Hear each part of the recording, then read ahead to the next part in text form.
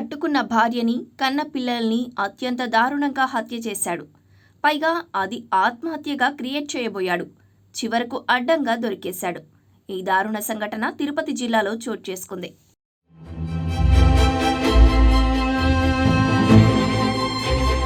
పోలీసులు తెలిపిన వివరాల ప్రకారం తిరుపతి జిల్లా పాకాల మండలం పెద్దూరుకు చెందిన తీపినూరు గిరికి తన మేనత్త కూతురు అయిన పులిచెర్ల మండలం కల్లూరు సమీపంలోని తలారివారిపల్లికి చెందిన హేమంత కుమారితో 12 ఏళ్ల కిందట వివాహమైంది. వారికి తనుశ్రీ, తేజశ్రీ ఇద్దరు కూతుళ్లు ఉన్నారు. ఉపాధి కోసమని కొంతకాలం క్రితం వీరు తిరుపతిలో నివాసం ఉంటున్నారు.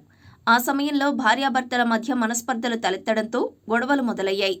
దీంతో తిరిగి స్వగ్రామం పెద్దూరుకు వచ్చేశారు.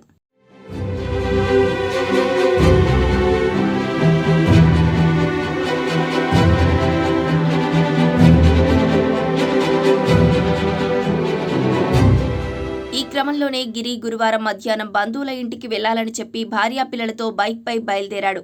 అలా కొమ్మిరెడ్డి గారిపల్లి మార్గంలోని కోనెబోయని ఇండ్లు గ్రామ సమీపంలో ఉన్న వ్యవసాయ బావి వద్దకు వారిని తీసుకెళ్లాడు. గుట్టుచప్పుడు కాకుండా ముగ్గురిని బావిలోకి తోసేశాడు. కాసేపటికి భార్య హేమంతకుమారి, చిన్న కూతురు తేజశ్రీ మృతదేహాలు తేలడంతో వారిని గట్టుకు చేర్చాడు.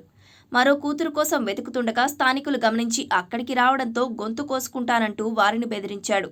దీంతో వారు పోలీసులకు సమాచారం అందించారు. అక్కడకు చేరుకున్న పోలీసులు గొంతుకు కొద్దిగా గాయమైన నిందితుణ్ణి అదుపులోకి తీసుకుని ఆస్పత్రికి తరలించారు. ముగ్గురు మృతదేహాలను ఒడ్డుకు చేర్చారు.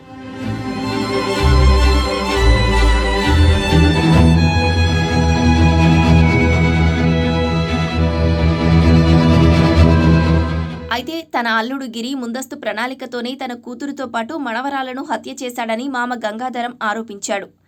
అతని ఆగడాలు ఎక్కువైనట్లు తెలిసినా మంచి మాటలతోనే హెచ్చరించామని అన్నారు. ఇటీవల డబ్బులు కావాలంటే అప్పు చేసి 25,000 రూపాయలు కూడా ఇచ్చామన్నారు.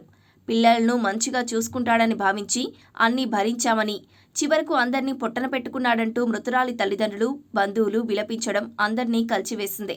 కేసు నమోదు చేసిన పోలీసులు దర్యాప్తు చేపట్టారు.